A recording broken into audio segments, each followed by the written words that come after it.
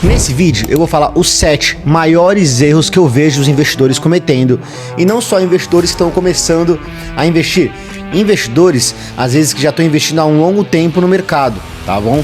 Se não cometeram esses erros, com certeza vão cometer pelo menos um dos erros ou 7 erros durante a sua jornada dos investimentos. Quem não assistir esse vídeo até o final para saber quais são os 7 maiores erros que todo investidor comete, tá maluco? Então aproveita a vinheta, já se inscreve aqui no canal, bora lá!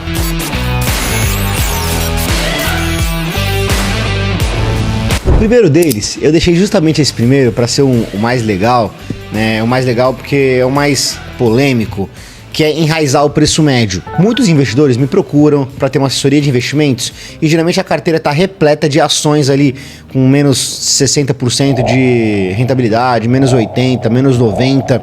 Ações essas que eles não queriam ter mais em carteira, mas eles mantêm por conta desse alto prejuízo. Pessoal, não tenha algo em carteira que você não compraria hoje. Sempre faz um exercício. Todo dia de manhã que você acorda, o dinheiro que você tem em ações está na sua conta corrente, você compraria novamente os mesmos ativos?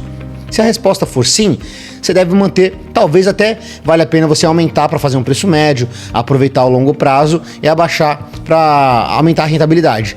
Se a resposta for não, você não deve ter esse tipo de ativo em carteira, né? Porque o que você não compraria hoje, você não deve ter em carteira, né? Somente por conta do preço que você pagou, do prejuízo que você tem.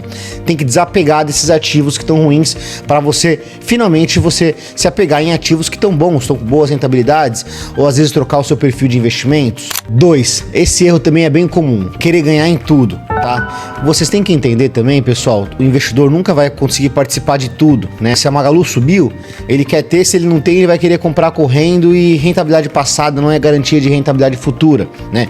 Bitcoin, depois que subiu muito, o cara vai querer comprar só porque subiu, aí Bitcoin vai dar uma corrigida, o cara vai sair no prejuízo, né? Ou até a famosa Oi, ou qualquer tipo de ativo. Todo investidor tem que entender que ele não vai participar da alta de todos os ativos. Ele tem que ter uma estratégia bem definida e ele tem que confiar na sua estratégia, que vai ser vencedora no longo prazo. 3. Esse aqui é o mais comum. Eu tenho que até deixar um vídeo separado para esse tipo de erro, para conseguir me aprofundar mais, que é não ter uma gestão de risco. Por quê? O investidor tá lá fazendo o seu acúmulo de patrimônio, tem o seu planejamento para chegar a 1, 5, 10, 20 milhões de patrimônio em tanto tempo, ele vai fazer seus investimentos por mês, tá bom? Tá tudo correto, tem uma boa rentabilidade, tem um bom fluxo financeiro, enfim, dificilmente vai ser mandado embora, ou vai perder o emprego, ou sua empresa vai deixar de lucrar, digamos assim, tá bom? A única coisa que pode atrapalhar isso é a sua saúde, né? Se esse cara não conseguir trabalhar mais, ele não vai conseguir produzir, não vai conseguir seguir com o seu planejamento. Então, eu vou dar 3 exemplos aqui, mas eu não vou me aprofundar tanto, porque eu tenho que deixar um vídeo só separado para esse tema, que é bem complexo. Mas como que você tem uma boa gestão de risco? Primeiro, com uma boa reserva de emergência, em caso de emergência, como o próprio nome já diz. Emergência é essa, pessoal, que pode surgir a qualquer momento, ou se você tiver que pagar uma franquia que você bateu o carro, sua geladeira quebrou, enfim. Reserva de emergência serve para emergência. Tem que ficar ali um investimento com liquidez, né, de fácil acesso. Você ter acesso a esse investimento em 1, 2 dias no máximo, conservador, 6 vezes o seu custo de vida, tá bom? Essa é uma forma de uma gestão de risco. Segunda forma também, um bom plano de saúde. Por quê? Digamos que esse investidor tá com planejamento de chegar ali seus 1, 5, 10 milhões em tanto tempo, faz os seus aportes mensais, dificilmente vai ser mandado embora, ou se mandar ele consegue um outro emprego facilmente, dificilmente sua empresa vai parar de faturar, né? E se parar de faturar, talvez a empresa tenha um cross-sell ali que vai vender outras coisas no mercado, enfim. Tem um planejamento bem montado e esse cara vai chegar lá, tá bom? A não ser que a sua saúde venha impactar ou travar essa produção desse cara. Você ter um bom plano de saúde vai te blindar para você não lapidar o seu patrimônio. Se você quiser fazer um tratamento de saúde eficiente, enfim, se você ficar na UTI, uma UTI de um hospital bom é muito caro, etc. Logo depois de plano de saúde, que é a terceira opção de uma boa gestão de risco, é você ter um seguro de vida. né? Alguma coisa que vai te dar uma bolada se você ficar com uma doença grave, alguma coisa que vai te dar uma bolada se você ficar internado, sendo na enfermaria ou sendo na UTI, algum seguro que vai te dar uma bolada se você ficar inválido, não conseguir mais trabalhar. Então, se atentem a isso, chamem um especialista para conversar sobre isso, um life planner, um assessor de investimentos. Gestão de risco é muito importante, não negligencie. 4. Não ter uma estratégia, né? Esse cara, ele começa a investir comprando qualquer coisa porque vê um vídeo do Primo Rico, de um Thiago Reis na vida, de um Bruno Perini, compra os mesmos ativos que esses caras estão comprando, só que esses caras têm uma estratégia definida. O que seria uma estratégia bem definida? Se a economia não se sair bem, como é que a carteira vai se sair? Quais ativos na sua carteira vão se sair bem, quais vão se sair mal, né? Qual é a sua estratégia para uma crise mais aguda, né? Uma crise mais pontual, né? O que você vai fazer?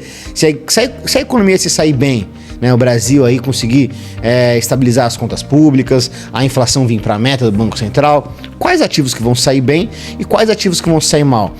Uma boa carteira de investimentos, nunca todos os ativos vão andar para o mesmo lado, né? Vai ter uns ativos que vão andar positivo, outros negativo, outros nem vão render tanto.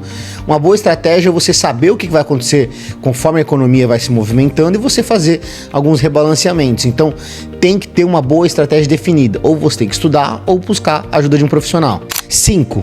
Não ter paciência e disciplina para seguir com uma estratégia, com um bom planejamento. Por exemplo, esse cara tá lá, vai acumular aí os seus 5 milhões durante 25 anos de trabalho, vai investir, sei lá, 5, 10, 15 mil reais por mês. Esse cara não tem paciência nem disciplina de seguir fazendo isso, porque tem que fazer isso todos os meses. Tem uma frase de um grande investidor que diz: investir tem que ser chato, é como ver a grama crescer, como ver a tinta secar, é longo prazo. O investimento você tem que ter uma boa estratégia vencedora, fazer os aportes ali mensais, trimestrais, semestrais, anuais, constantemente, você seguir a estratégia, fazer os rebalanceamentos, fazer os acompanhamentos para ver se está indo tudo no mesmo caminho que você projetou, tá bom? Então, se você vai começar a investir, já pensa sempre no longo prazo. 6. Esse tipo de erro tá já vinculado ao erro anterior, que é o investidor, na maioria das vezes, é muito curto prazista. O que é isso? Quer investir com muita liquidez, quer investir para ganhar rápido, em uma ação para ficar 6 meses e vender. Investimento é a longo prazo, pessoal. É ali que você consegue trabalhar os juros compostos. Já dizia Albert Einstein, os juros compostos é a 8ª maravilha do mundo. Enfim, os juros compostos você tem que utilizar ele ao seu favor, né? Os inteligentes, eles trabalham os juros compostos para ajudar a acúmulo de patrimônio. Os que não possuem muito conhecimento, não entendem de educação financeira, geralmente esses caras pagam juros compostos, né? Fazem dívidas.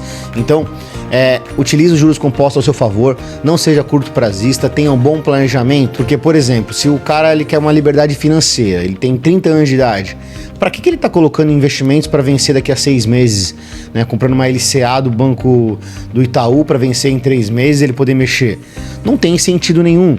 Esse cara tem que investir por longo prazo, ele quer uma liberdade financeira, a não ser que esse capital seja para comprar um carro, para dar entrada numa casa, aí os outros 500 que normalmente não é para essa finalidade. A maioria das vezes o cara só tem medo de alongar esse investimento. 7. Esse é o principal, já para puxar a sardinha pro meu lado, é investir sem estudar ou sem a ajuda de um profissional. Não tem sentido nenhum. Se você não tem tempo para estudar, você tem que ter a ajuda de um profissional, seja de um assessor de investimentos, seja de um consultor, tá bom?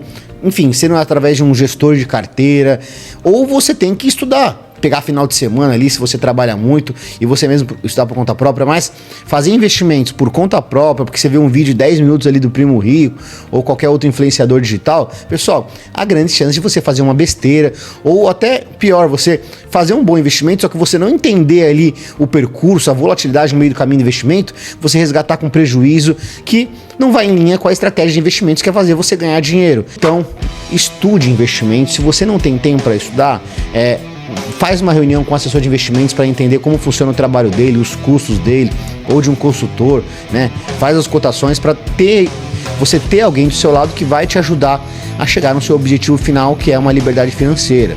Então, pessoal, muito obrigado se você viu até aqui, provavelmente você gostou do vídeo, aproveita, já curte o canal e se inscreve, tá bom? Para me ajudar, para eu entender que é um conteúdo relevante. Muito obrigado e tchau!